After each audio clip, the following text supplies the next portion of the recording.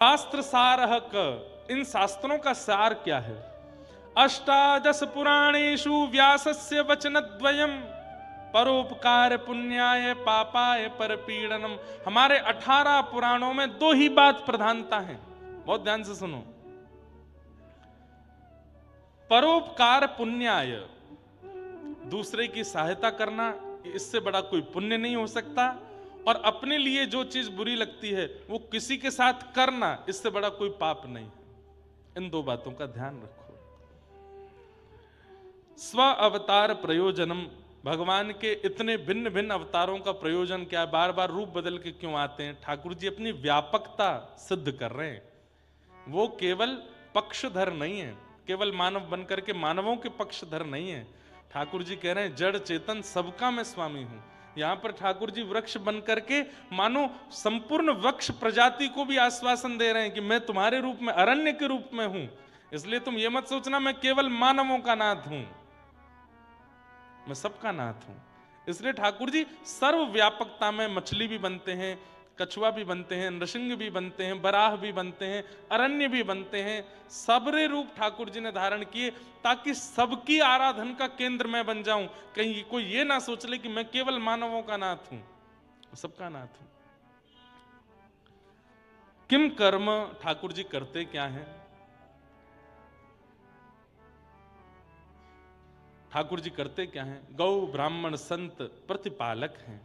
ठाकुर जी गौ ब्राह्मण संत और भक्तों के पालन करते हैं, उसी के लिए ठाकुर जी आते हैं। के अवतारश्च, अवतारा यशंखेय। ठाकुर जी के कितने अवतार हैं? कोई 1 आध 2 10 नहीं है, अनंत हैं। ठाकुर जी इस समय भी कहीं ना कहीं अवतार लेकर के कोई लीला कर ही रहे होंगे। अवतार असंख्य हैं। और अंतिम प्रश्न किया, धर्म कम शरणम गतः। ठाकुर जी के जाने के बाद धर्म किसकी शरण में गया? हमारी और आपकी शरण में है। हम सबकी शरण में ठाकुर जी ने धर्म को छोड़ा है। इसलिए कहा धर्मो रक्षति रक्षतः, धर्म की रक्षा तुम करो। क्यों? ठाकुर जी ने तुम्हारे लिए धर्म स्थापित किया। पिता ने पुत्र के लिए घर बनाया, अब पिता के जाने के बाद पूरे घर का अधिकार पुत्र के पास है। हम सब ठाकुर जी के तनु हैं, पुत्र हैं। ठाकुर जी के जाने के पश्चात धर्म की रक्षा करना, सेवा करना, ये मेरा और आपका कर्तव्य है, अधिकार है। ये 6 प्रश्न, अब इनका विस्तार से वाचन करते हुए श्री सूत जी महाराज कथा सुना रहे हैं। सबसे पहले अपने गुरुदेव को वंदन किया, अपने गुरु को वंदन किया। गुरु कौन है? श्री सुखदेव जी महाराज। यम प्रव्रजन्तमनुपेतमपेत कृत्यम द्वैपायनो विरह कातरया जुहाव पुत्रेति तन्मयतया तर्वोऽभिनेदुः तम सर्वभूत हृदयं मुनिमानतोऽस्मि।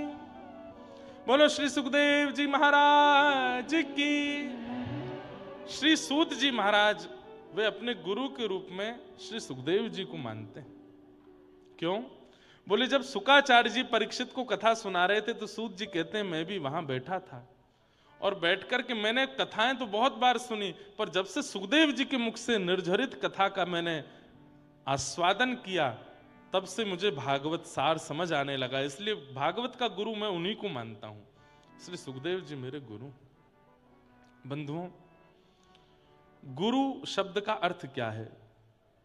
जो हृदय के अंधकार को दूर करे उसको गुरु कहते हैं, जो संशयों को दूर करे उसको गुरु कहते हैं। अनेक भाव हैं। गुरु का मतलब गुकारस्तु अंधकारस्यात् रुकारस्तु निरोधकः। पर केवल प्रवचन नहीं, गुरु का उपस्थित होने मात्र से हृदय के जो संशय थे दूर ही हो गए। प्रश्न बहुत लेके गए पर गुरु का रूप देखते ही भूल गए क्या पूछना है। हमारे श्रीमद् रामानुजाचार्य जी महाराज, उनके जामाता, उनके जमाई, उनका नाम था श्री लालाचार्य जी महाराज। भक्तमाल जी में खूब सुंदर प्रसंग आता है। श्री लालाचार्य जी, अब मेरे को छप्पे तो याद नहीं तो गा देता। श्री लालाचार्य जी का चरित्र आता, बहुत ध्यान से सुनिएगा।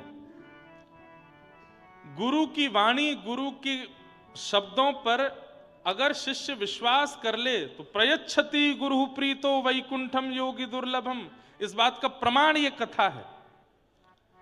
तो श्रीमद् रामानुजाचार्य जी महाराज के जमाई थे, जामाता थे श्री लालाचार्य जी, परंतु उन्होंने आचार्य चरण से दीक्षा भी ग्रहण कर ली, इस नाते से रामानुजाचार्य जी गुरु भी हैं। तो एक दिन लालाचार्य जी ने रामानुजाचार्य जी से कहा कि गुरुदेव, मुझे शिष्य को कुछ आज्ञा दीजिए, मैं किस नियम का या किस भाव का पालन करूं। तो रामानुजाचार्य जी ने कहा, संतों को भगवान के समान मान करके उन संतों की पूजा वंदना किया करो। क्या कहा? संतों को भगवान मान करके उन संतों की पूजा वंदना किया करो। तो श्री लालाचार्य जी नीची नजर करके बैठ गए, संकोच में आ गए। रामानुजाचार्य जी बोले, क्या हुआ? बोले, मैं झूठ नहीं बोलूंगा, बहुत बड़ी बड़ी बातें आपके सामने नहीं करूंगा, पर क्षमा करें, भगवान भगवान है, संत संत है, मैं संतों को भगवान नहीं मान सकता। तो रामानुजाचार्य जी को ये बात अच्छी लगी। बोले, कम से कम कपटी तो नहीं है, झूठ तो नहीं बोलना मेरा, नहीं तो कई शिष्य तो ऐसे होते हैं, गुरुजी कुछ कह दें, हाँ हाँ गुरुजी जो आज्ञा, गुरुजी आपने जो कह दिया सो ठीक है, मन में भाव नहीं है, पर गुरुजी के आगे ऐसे दिखाएंगे कि गुरुजी जो कह दें सो स्वीकार है। पर श्री लालाचार्य जी ने अति दीनता पूर्वक निवेदन करते हुए चरणों में प्रणाम करके कहा, भगवान भगवान है, आपकी बात सत्य है गुरुदेव, मैं उस पर संशय नहीं कर रहा हूं कि संतों को भगवान नहीं मानना, संत भगवान ही होंगे, पर शायद मुझ में दोष है, मैं संतों को भगवान रूप में नहीं देख पाऊंगा, मुझ में दोष है, इसलिए आप कोई और आज्ञा कर दो।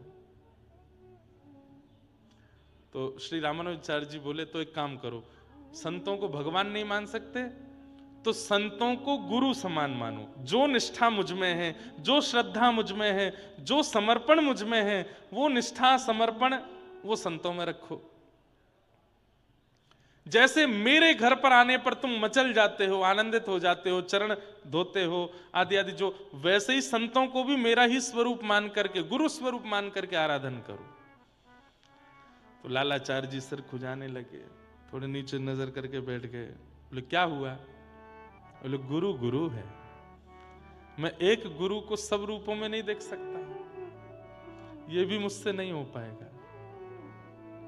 मुझे कान पकड़ के मैं क्षमा मांग रहा हूं, आपकी हां में हां बोलना चाहिए मुझे, पर मुझे मेरे मन पर विश्वास नहीं हो रहा है। मेरा मन मेरे गुरु की कांति को किसी और में कैसे देख सकता है? मेरे गुरु आप हैं, मैं सब में कैसे गुरु को देख लूं? भाई प्रियतम एक है, अब यूं कहते हैं सब में प्रियतम देखो, ये तो फिर बहुत अपवाद हो जाएगा इसमें, तो सब में प्रियतम देखने का मतलब तो बहुत गलत हो जाएगा। लेकिन रामानुजाचार्य जी अपने पक्ष में ठीक बात कह रहे हैं कि सबको गुरु जन मानो, पर लालाचार्य जी कह रहे हैं कि मेरे लिए तो आप ही गुरु हैं, मैं सब में कैसे मानूं? तो फिर रामानुजाचार्य जी प्रसन्न होकर के तीसरी बात बोले, तो एक काम करो। बोले, क्या? बोले, जैसे भाई है, जैसे बड़े भाई हैं, छोटे भाई हैं, मित्र हैं, सखा हैं, संबंधी हैं, घर के संबंधी हैं, उन घर के संबंधियों को आते देख तुम अति प्रसन्न हो जाते हो, ऐसे ही संतों को अपना संबंधी मान करके देखना शुरू करो। लालाचार्य जी बोले, जय हो गुरुदेव की जय हो, ये मैं कर सकता हूं। किसी संत को फूफा मान लूंगा, किसी संत को जीजा मान लूंगा, किसी संत को भैया मान लूंगा, किसी कोई छोटे साधु होंगे तो उनको छोटा भाई मान लूंगा, किसी को भतीजा मान लूंगा, किसी को देवता मान लूंगा, ऐसे ऐसे, हाँ ये संबंध में कर लूंगा। तो बोले, तो फिर यही करो, आज से जितना साधु तुमको दिखे, जितने संत दिखे, जितने महापुरुष दिखे, सब तुम्हारे संबंधी हैं। तो लालाचार्य जी ने इस बात को इतना अमल किया, माथे पर उर्धपुंड और गले में तुलसी माला, केवल ये दो चीजों में से कुछ भी दिख जाए या शिखा दिख जाए तो दूर से ही लालाचार्य जी देख लेते थे, आयु मुझसे ज्यादा है, स्वभाव ऐसा है, ये मेरे कौन है? तो सीधे प्रणाम ही करते, फूफा जी राम राम, कैसे हैं आप? बोले, हम तुम्हारे फूफा कब बने? बोले, हमारे गुरुदेव की आज्ञा है, सब संतों को संबंधी मानो। घर चलिए, यहाँ कहाँ बैठे हैं आप? आपकी बहू ने देखो आज बढ़िया सुंदर पकवान बनाए हैं। उनकी पत्नी भी आचार्य चरण की पुत्री हैं, लालाचार्य जी जैसे पति हैं, तो पत्नी में भी संस्कार बहुत थे। अरे सुनो, बोले हाँ, फूफा जी कहाँ के हो आप? वाराणसी के। वाराणसी वाले फूफा जी आए हैं, कुछ बनाओ। तो वो भी आकर के बड़ा दंडवत कर दिया, अरे फूफा जी बड़ी कृपा करके आए, पधारो विराजो। कभी बड़े भैया आए, कोई दिखे कि कद काठी में बड़े हैं, थोड़े से जो है हठीले स्वभाव के हैं, भैया कितने दिन से आपकी प्रतीक्षा थी, आज मिले। बड़े भैया कहते तुम कौन से हमारे छोटे भैया हो भाई, कहाँ के हो? बोले वो सब बात की बात है, हम आपके संबंधी हैं, आप हमारे बड़े भैया। बहू ने आपके लिए घर पर सुंदर मोहन थार बनाई है, चलिए ना घर पर। घर लाते, प्रसाद पवाते, जितने दिन उनकी रहने की इच्छा होती घर पर रखते, उनको दान दक्षिणा करके जब विदा होते तो रोते, आंखों से आंसुओं से दोनों पति पत्नी रोते और कहते आप अब कब आओगे? रामानुजाचार्य जी इतने प्रसन्न होते थे इस लीला को देख करके, उनके इस भाव को देख करके, देखो कैसी गुरु निष्ठा। मैंने कहा कि संतों को भगवान मानो, तो बोले नहीं मान पाऊंगा। गुरु मानो, नहीं मान पाऊंगा। मैंने कहा संबंधी मानो, तो ऐसा संबंध निभा रहे हैं जैसे वास्तविक पारिवारिक संबंध निभाया जाता है। सबको अपना संबंधी मानते। हाँ, एक बार उनकी पत्नी कावेरी नदी में जल भरने के लिए अपनी सब सहेलियों के साथ में गई थी। अच्छा, जब आप लोग गुरु आज्ञा मान करके भक्ति पथ पर चलने लगते हैं तो कई लोग आपका मजाक भी उड़ाने लगते हैं। अब रोज तिलक लगाओ और किसी दिन तिलक नहीं लग पाए तो घर के लोग छेड़ेंगे, अरे भक्तानी आज तिलक नहीं लगा सिर पे, क्यों नहीं लगा? लगा लो। तुम्हारी वो कहाँ है लकड़ी वाली माला, पहने आओ उसको गले में, दिखे नहीं रही। मजाक भी बनाने लगते हैं कई लोग। नगर में कोई वृंदावन से आ जाए, ओहो तुम्हारे वृंदावन वाले आए हैं, सुनने नहीं जाओगे कथा, ये सुनने मिलने नहीं जाओगे उनसे? ऐसे लोग, कई लोग मजाक भी करने लगते हैं। तो इतने में ही कावेरी जी में एक शव बहता हुआ जा रहा था और वो शव, मृतक शव तैरता है पानी के ऊपर। उस शव के गले में कंठी माला थी। तो संग में जो सहेलियां गई थी उन्होंने कही अरे घूंघट कर ले। बोले क्यों? देख तेरे जेठ बहते हुए जा रहे हैं। जेठ क्यों कह दिया? क्योंकि गले में कंठी माला है। तू और तेरे पति तिलक और माला देख करके अपना संबंधी मानते हो ना, देख ये शव बहता हुआ जा रहा है, हो सकता है तेरे जेठ हो।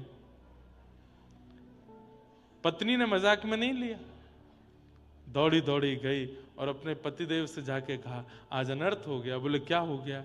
बोले कावेरी जी में कंठी माला गले में धारण किए और सब सहेलियां कह रही थी कि जेठ तो नहीं है, वो जा रहे हैं, छप्पे निकला है।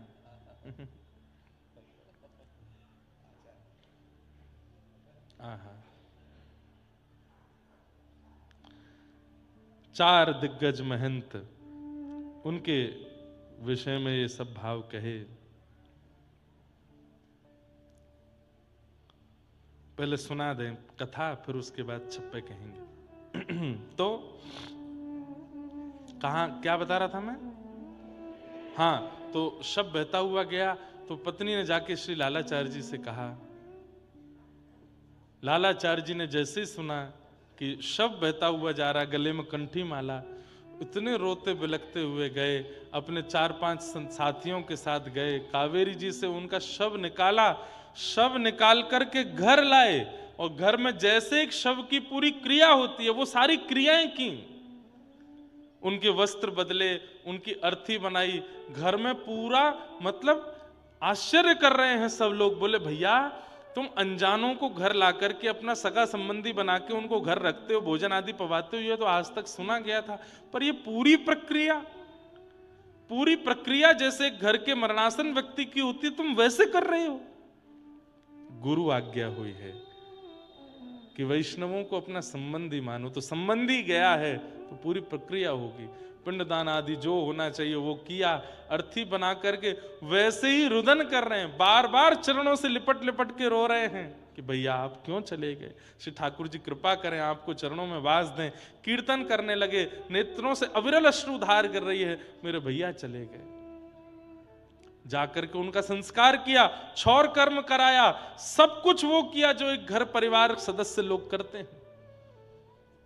10 गात्रादि करने के बाद जब 13 आई तो 13 में पूरे नगर के ब्राह्मणों को चिट्ठी भेजी कि हमारे यहाँ हमारे बड़े भैया उनका तेरही है, आपको प्रसाद पाने के लिए आना है। ब्राह्मणों ने चिट्ठी देख करके कहा बिल्कुल नहीं जाएंगे, ना हमें गोत्र पता, ना हमें इसका नाम पता, ये तो चलते फिरते किसी भी आदमी को अपना संबंधी बना लेते हैं और उसके नाम से कुछ भी करते हैं। बताओ, भोजन आदि पवाते तब तक ठीक था, घर में लाके उसका श्राद्ध कर्म कर रहे हैं, उसका जो तेरही कर रहे हैं, हम जाएंगे इनके यहाँ पाने? बिल्कुल नहीं जाएंगे। यहां पर तेरही पर ब्राह्मणों को जो भी दान आदि किया जाता सबकी व्यवस्था रखी, प्रसाद बनाया, लेकिन एक भी ब्राह्मण नहीं आया। आज मन व्यथित हुआ लालाचार्य जी का और अपने गुरुदेव से जाकर के कहे, गुरुदेव आपने कहा था कि संतों को संबंधी मानना, मैंने तो संबंधी माना, पर यह समाज मेरे संबंध को स्वीकार नहीं कर रहा है, अब मैं क्या करूं? मैंने तो उनको भाई माना, मैंने तो बंधु माना, पर यह समाज उनको स्वीकार नहीं कर रहा, गुरुदेव अब मैं क्या करूं? तब रामानुजाचार्य जी ने ठाकुर जी की ओर देखा और कहा कि गुरु आज्ञा मान रहे हैं, गुरु आज्ञा गरी ऐसी आज्ञा गुरु नाम अविचारणीयाम, गुरु की आज्ञा पर बिल्कुल विचार नहीं कर रहे ठाकुर जी।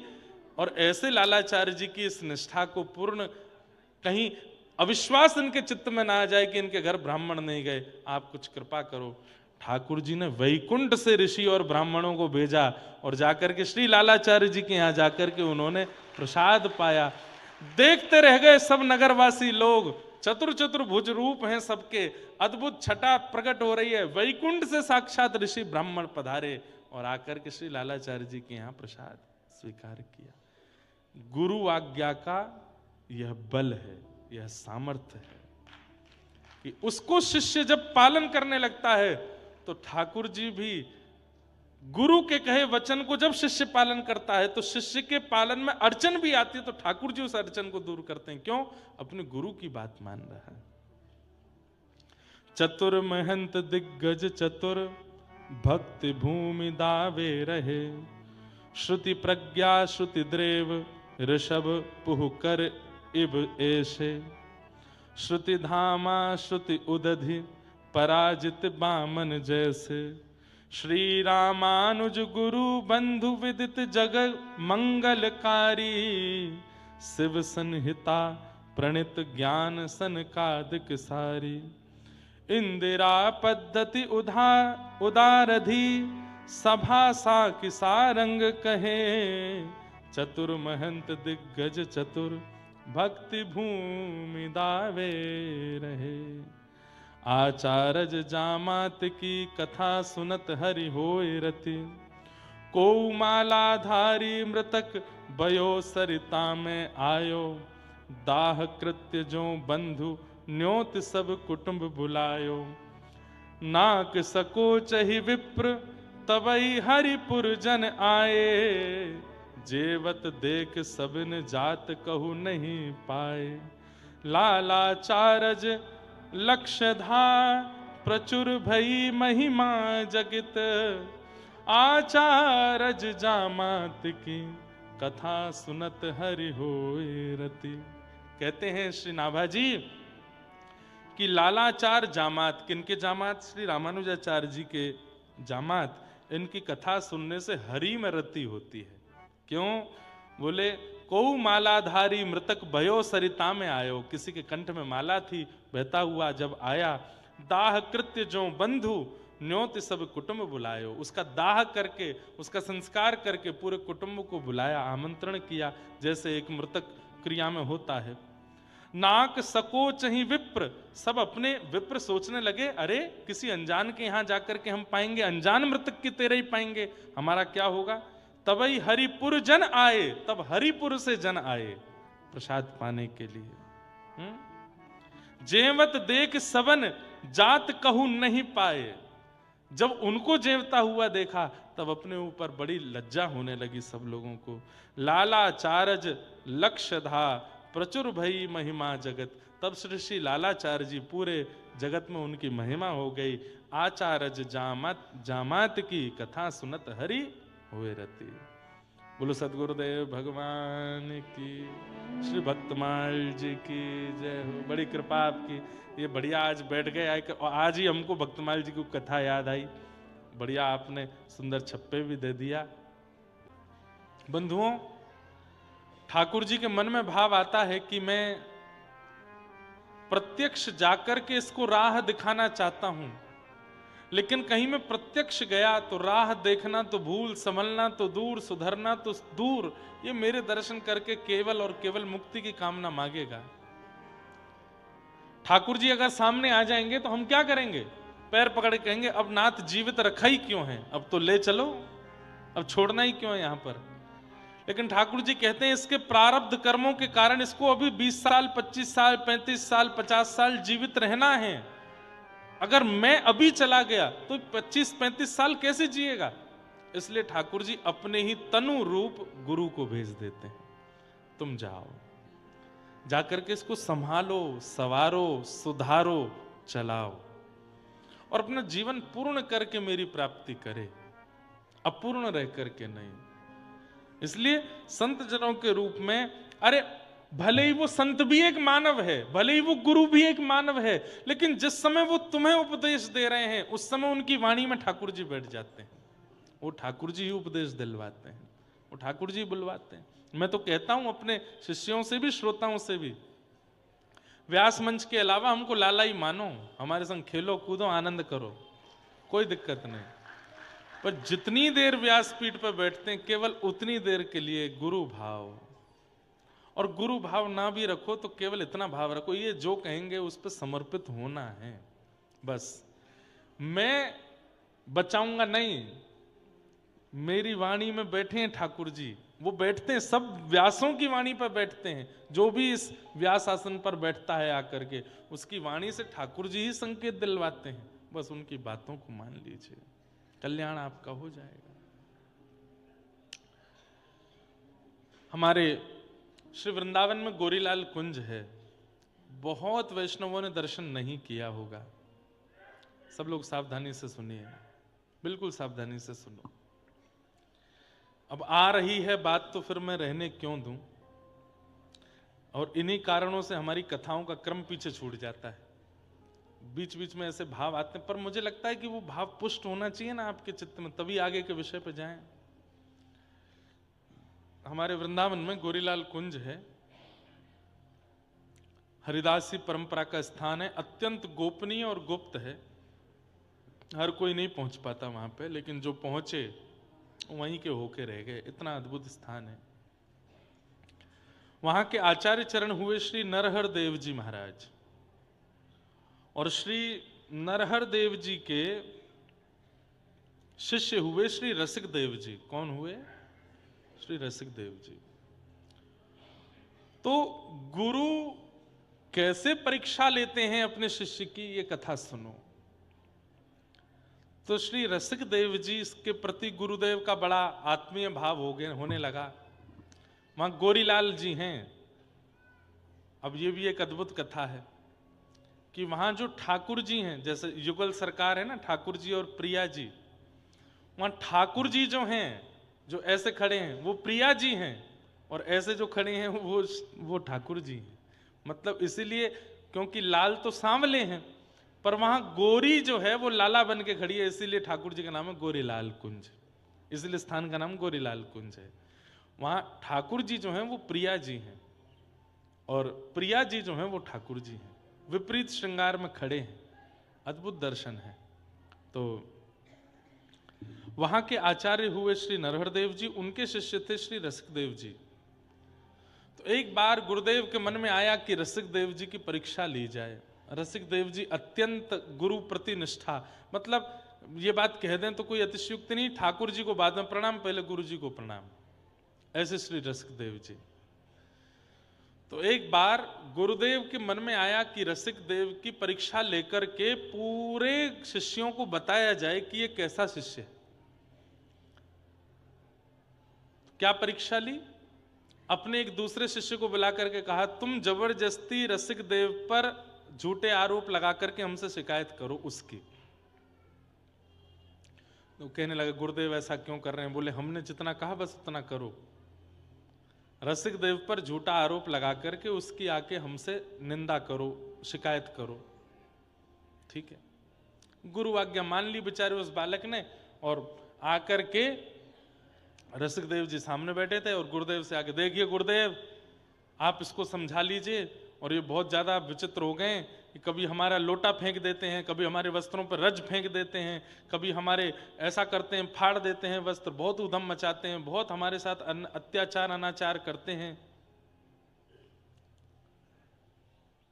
गुरुदेव ने कहा, रसिक देव तुमने ऐसा किया नहीं उन्होंने, लेकिन गुरुदेव के आगे ना अपनी ना बोलने में भी उनको संकोच हो रहा है।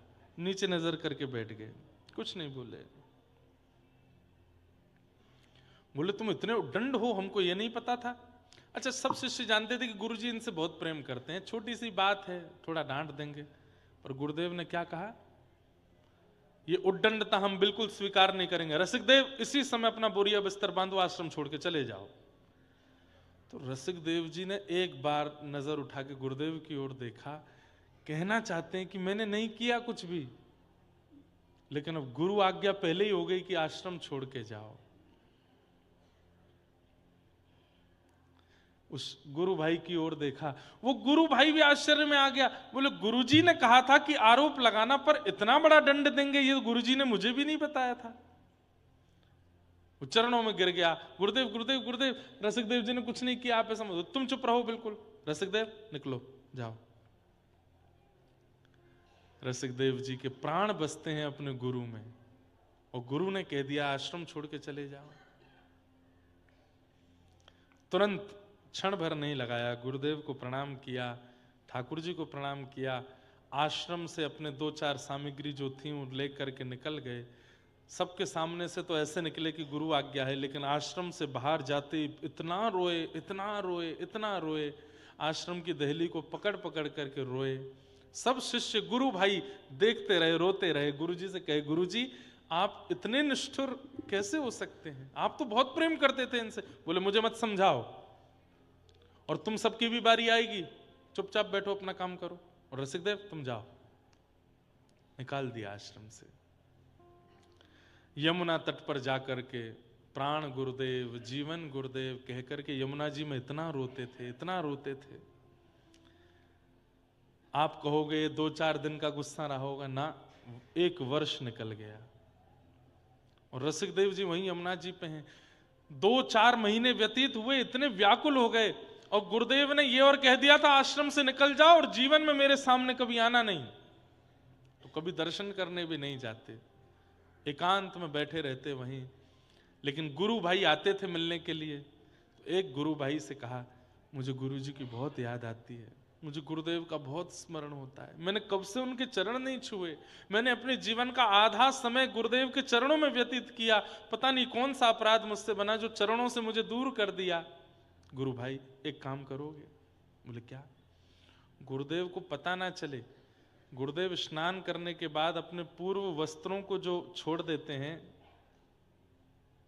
स्नान घर में, उसको धोने की सेवा किसके पास है? बोले कि मैं ही करता हूं। बोले तुम बस गुरुदेव के सामने तो दिखाना तुम धोने ले जा रहे हो, पर मुझे जमुना जी पे लाके मुझे दे देना, मैं धोऊं, और धो करके तय बना करके शाम को दे दिया करूंगा, गुरुदेव को नहीं बताना मैं सेवा कर रहा हूं। ठीक है। गुरुदेव के जो वस्त्र होते थे, गीले वस्त्रों को वो गुरु भाई दे जाते, और रसिक देव जी उन वस्त्रों को ही प्रणाम करते, और उन वस्त्रों को ही निचोड़ करके उससे थोड़ा जल लेकर के पी लेते। मेरे गुरुदेव की चरणामृति है। उनको धो करके पोंछ करके उनमें इत्र लगाते, बढ़िया सुखाते, एक एक वस्त्र की सरवट को दूर करते, इतने अद्भुत ढंग से उनको लगाते।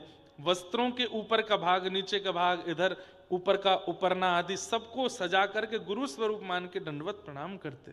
यही मेरे गुरु हैं। कैसी निष्ठा!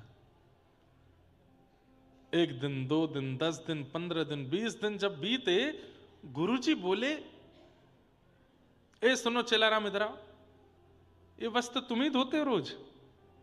तो घबरा गए। जी गुरुजी, जी गुरुजी। हो नहीं सकता। इतनी निष्ठा और इतनी पवित्रता से या तो व्यक्ति धन लेकर के सेवा करता है या फिर किसी के वियोग में सेवा करता है। व्यक्ति या तो धन लेकर के निष्ठा प्रकट करता है कि भाई मुझे इतना धन मिला है तो मुझे ये कार्य पूरा करना ही है, या किसी वस्तु की प्राप्ति के वियोग में हो, वो वस्तु ना मिल रही हो तो तत्पर होकर के निष्ठा प्रकट कर पाता है। तुम तो यहीं रहते हो, रोज तुम्हारे वस्त्रों से इतनी अद्भुत सुगंधी और इतनी लगता नहीं है कि तुम धोते हो, तुम्हें सौगंध है। कौन धोता है वस्त्र, सत्य बताओ। चरणों में गिर गए, गुरुदेव क्षमा कर दीजिए ना गुरु, बड़े गुरु भाई रसिक देव जी को। बोले उसका नाम क्यों ले रहे हो, वो धोता है क्या? बोले मैं ही रोज वस्त्र उनको दे देता हूं, वो धो करके स्वच्छ करके शाम को वो गुरु सेवा मांग रहे थे। गुरु जी आप नाराज नहीं होना, आपसे चरणों में प्रार्थना, उनसे कुछ मत कहिएगा गुरुदेव, मेरा अपराध है, मुझे निकाल दीजिए आश्रम से, पर आप उनको बुला लीजिए वापस। गुरुदेव ने कहा तू नहीं, वही है, वही जानबूझ करके तेरे को कह करके मेरे वस्त्र मंगवाता होगा। सुन, उस रसिक देव को जाकर के बोल दे। बोले क्या? मेरी आज्ञा है, वृंदावन छोड़ दे, वृंदावन से बाहर निकल जाए। गुरु शिष्य जो था वो मन में सोचने लगा मेरे प्राण निकल जाएं अब। गुरुदेव आप इतने निष्ठुर क्यों होते जा रहे हैं? आश्रम से निकाल दिया, ये कम नहीं है क्या? बोले तर्क करता है, वितर्क करता है गुरुदेव के आगे। मैंने आज्ञा कर दी, जाकर के उसको बोल दो। आज वो गुरु भाई आए, रसिक देव जी उत्सुक बैठे थे, वस्त्रामेंगे, उनको चरणामृत लूंगा और वस्त्र धो करके संभालूंगा। गुरु भाई आए, आकर के लिपट के रोने लगे। बोले क्या हुआ गुरु भाई, तुम रो क्यों रहे हो? गुरुदेव स्वस्थ तो है ना, आश्रम में सब मंगल में है ना, हमारे गुरुलाल जी प्रेम से तुम रो क्यों रहे हो, क्या बात है? गुरुदेव की आज्ञा है, उन्हें पता चल गया कि तुम वस्त्र धोते हो, इसलिए क्रोध में आकर के आज्ञा दी है कि इसी वक्त वृंदावन का त्याग कर दो। पछाड़ खा के रसिक देव जी गिर पड़े, रज को हृदय से लगाने लगे, श्री यमुना जी को आलिंगन करने लगे, व्रज की लता गुल्म वृक्षों को देखने लगे। मैंने कौन सा अपराध किया जो गुरुदेव इतने नाराज हैं मुझसे? उसी समय कहा गुरु भाई मैं जा रहा हूं, और प्रार्थना करना कि ये प्राण निकल जाए, क्योंकि गुरुदेव के बिना नहीं रह सकता। एकमात्र वृंदावन था जो मुझे जीवित रखे हुए था, अब उसके त्याग की भी आज्ञा गुरुदेव ने कर दी है, अब तो मैं जीवित नहीं बचूंगा। गुरु भाई कभी मिलेंगे। निकल गए आश्रम छोड़कर। वृंदावन त्याग की बात थी, कोई बात नहीं, 84 कोस में कहीं रह लूंगा, व्रज में रहूंगा तो प्राण तो बचे रहेंगे कि कभी गुरुदेव के दर्शन होंगे, इसलिए प्राण बचाए रखूंगा। मथुरा जाके रहने लगे। गुरु भाइयों ने पता लगवाया कहां है, पता चला मथुरा में है, तो गुरु भाई कभी कभी छुपके मिलने चले जाते थे। रसिक देव जी इतने रसिक थे कि उनके वैसे भी बड़े अनुयायी होने लगे। वो रोज कीर्तन करते थे, पद गाते थे, तो उनका पद सुनने के लिए कई भाव आते थे। सब लोग ध्यान से सुनो। मथुरा में निवास करने लगे, तब दूसरे गुरु भाई को देखा। 6-7 महीने निकल गए, 1 साल निकल गया। बोले गुरुदेव की बहुत याद आती है, कितने दिन हो गए मैंने देखा नहीं उनको। सुनो, मैं कोई सेवा नहीं कर पा रहा गुरुदेव की, वो एक सेवा थी, उससे नाराज होकर गुरुदेव ने यहां भेज दिया। तुम एक काम करोगे? एक सेठ जाता था आश्रम में, उस सेठ से कहा महीने भर में कई लोग हम पे बड़ी दान दक्षिणा चढ़ाए जाते हैं, इस सब इकट्ठी करके मैं तुमको दे दूंगा, तुम अपना बता करके कि तुम दे रहे हो, और वहां गोरीलाल जी में गुरुदेव के चरणों में जाके अर्पित कर दिया करो। सेठ बोला ठीक है। महीने भर में जितनी चढ़ोतरी होती, रसिक देव जी के पास जो भी शिष्यगण आके दे जाते, सब इकट्ठा करके एक सेठ को देते, और अपना बता करके दे देना कि मैं दे रहा हूं। वो सेठ जाते, हर महीने जाके गुरुदेव सेवा, आश्रम की सेवा के लिए ये मेरी तरफ से थोड़ी सेवा है। 1 बार दिया, 2 बार दिया, 3 बार दिया, 6 बार दिया। जब लगातार देता रहा वो सेठ, गुरुदेव बोले ए सेठ यहां पे आ। इतना उदार कैसे हो रहे हो तुम? नहीं नहीं गुरुदेव, बस सेवा करनी आश्रम की। बोले मैंने पता करवाया, तुम्हारे खुद के व्यापार में तंजी चल रही है, खुद के परिवार में ज्यादा खाना पीने की व्यवस्था नहीं बन पा रही हो, तुम रोज आकर आश्रम की सेवा कर रहे हो? तुम्हें सौगंध है, सत्य बताओ कौन करता है ये सेवा? सब गुरु भाई फिर घबरा गए, बोले गुरुदेव कहीं अब की बार और निष्ठुर नहीं हो जाएं। सेठ ने बता दिया, बोले श्री रसिक देव जी मथुरा में विराजते हैं, वही भेजते हैं। ताम्र वर्ण हो गया गुरुदेव का, और महाराज कांपने लगा पूरा शरीर अंग, और क्रोध में भर के आज्ञा कर दी, मेरी आज्ञा है उस दुष्ट को जाकर के कह दो 84 कोस व्रजमंडल का त्याग कर दे, निकल जाए बाहर, और लौट करके कभी चरण ना रखे इस 84 कोस के अंदर। अगर वो आया तो बहुत बुरा होगा। सेठ जी ने जाकर के खबर रसिक देव जी को सुनाई। बोले मैं कैसे जीऊं, कैसे जीऊंगा मैं गुरुवर तुम्हारे बिना, कैसे जीऊंगा मैं गुरुवर तुम्हारे बिना, कैसे जीऊंगा मैं गुरुवर तुम्हारे बिना, कैसे जीऊंगा मैं गुरुवर तुम्हारे बिना। यहाँ कोई नहीं अपना तुम्हारे बिना, कोई नहीं अपना तुम्हारे बिना, कैसे जीऊंगा मैं गुरुवर तुम्हारे बिना, कैसे जीऊंगा मैं गुरुवर तुम्हारे। और बस रोते बिलखते श्री रसिक देव जी व्रज छोड़ के चले गए। किसी ने कहा प्राण त्याग देते यमुना जी में डूब करके। बोले गुरु की आज्ञा नहीं पूरी होगी ना, अगर प्राण त्याग दूंगा तो स्वेच्छा हो जाएगी, गुरु आज्ञा की अवहेलना हो जाएगी। गुरु आज्ञा है व्रज से बाहर जाओ, तो आज्ञा पूरी करनी। चले गए। बुंदेलखंड में रहते थे, बुंदेलखंड के निवासी थे। उनके जन्म स्थान के पास मैंने कथा भी की, सागर में। चले गए रसिक देव जी, और बस वहीं रह करके कुटी बना करके भजन करने लगे। वर्षों तक वृंदावन लौट करके नहीं आए, शुष्क हो गए गुरुदेव की स्मृति में, याद में, पतले दुबले हो गए, बिल्कुल प्राण पखेरु उड़ने को हैं। और बस इच्छा यह है कि प्राण बाद में जाएं, बस एक बार गुरुदेव की झांकी कर लूं, एक बार अपने गुरुदेव को देख लूं, फिर भले ही प्राण त्याग दूंगा। इतना स्मरण करते थे अपने गुरु का, इतना स्मरण करते थे कि गुरु भाई मिलने के लिए जब जाते थे वहां पर, तो अपने गुरु भाई से कहते थे कल रात को गुरुदेव को ज्वर आया, तुमने औषधि नहीं दी। तो गुरु भाई कहते आपको कैसे पता? इतना चिंतन किया गुरुदेव का कि गुरु की प्रत्येक गतिविधि उनको पता होती थी, इतनी दूर बैठ करके भी। पर निष्ठुर हैं गुरुदेव, नहीं स्वीकार कर रहे। 5-6 वर्ष निकल गए। उसके बाद श्री नरहर देव जी जो गुरु जी थे, उनकी यात्रा हुई बुंदेलखंड की तरफ। और जब वे यात्रा पर निकले, गांव के लोगों ने जाकर के श्री रसिक देव जी से कहा अब तो अच्छे दिन आए हैं, अब तो ठाकुर जी रीझ गए, श्री सदगुरुदेव भगवान नरहर देव जी बुंदेलखंड आ रहे हैं, अब तो हमें दर्शन होंगे। रोने लगे, बोले मैं सामने नहीं जाऊंगा, कहीं वे प्रसन्न चित्त आ रहे होंगे, वे प्रसन्न चित्त आ रहे होंगे और मेरा रूप देख करके कहीं उनकी प्रसन्नता में विघ्न नहीं आ जाए, मैं गुरुदेव के सामने नहीं जाऊंगा, मैं नहीं जाऊंगा। नहीं गए। थोड़ी दूरी पर गुरुजी कुटिया बना करके रुके थे। रात्रि में शंका निवृत्त होने के लिए जाना था।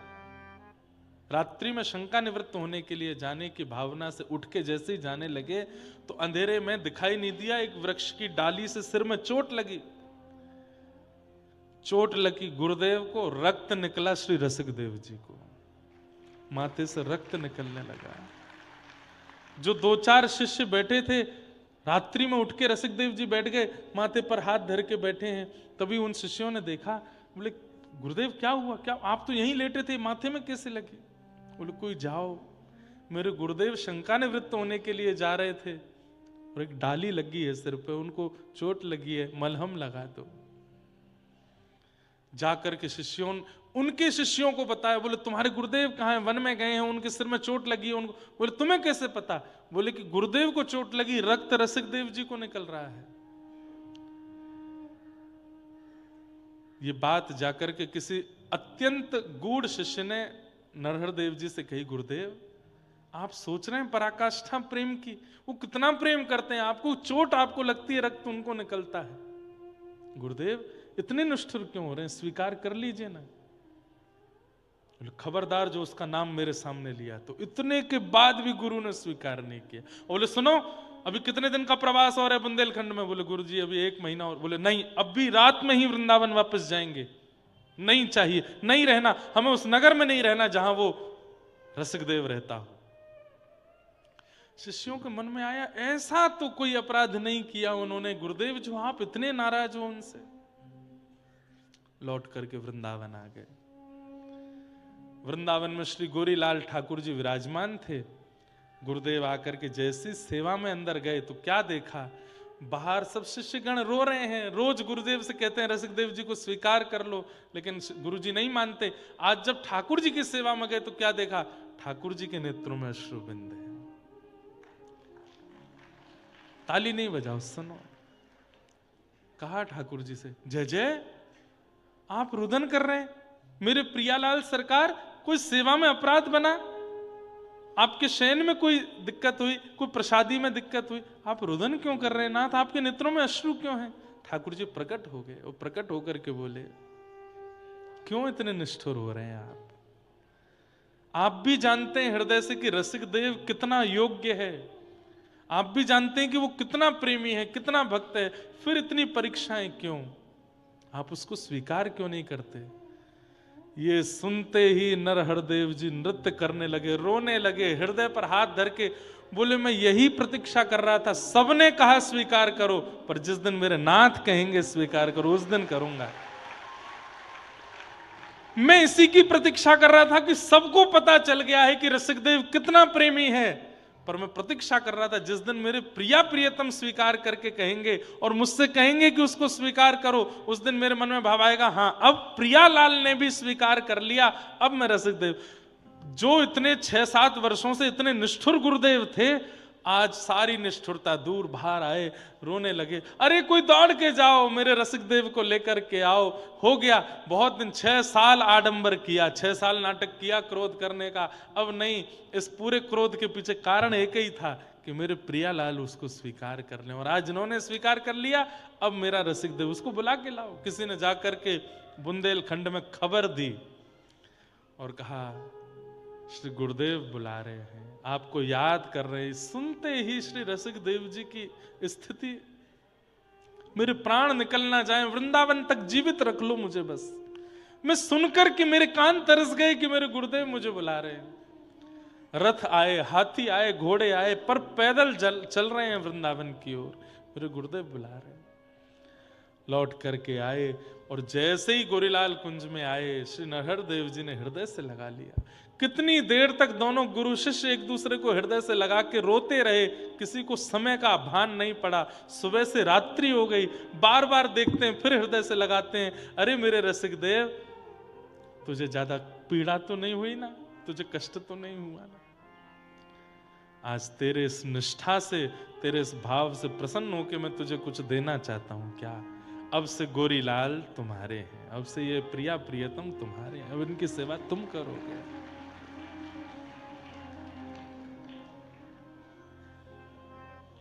क्यों की पूरी परीक्षा? कि प्रिया प्रियतम स्वीकार कर। भैया सौभाग्यशाली हैं वो शिष्य, कभी गुरु स्मृति करके उनकी परीक्षा लेते हैं। सद्गुरु शरण में सभी फल मिलेंगे,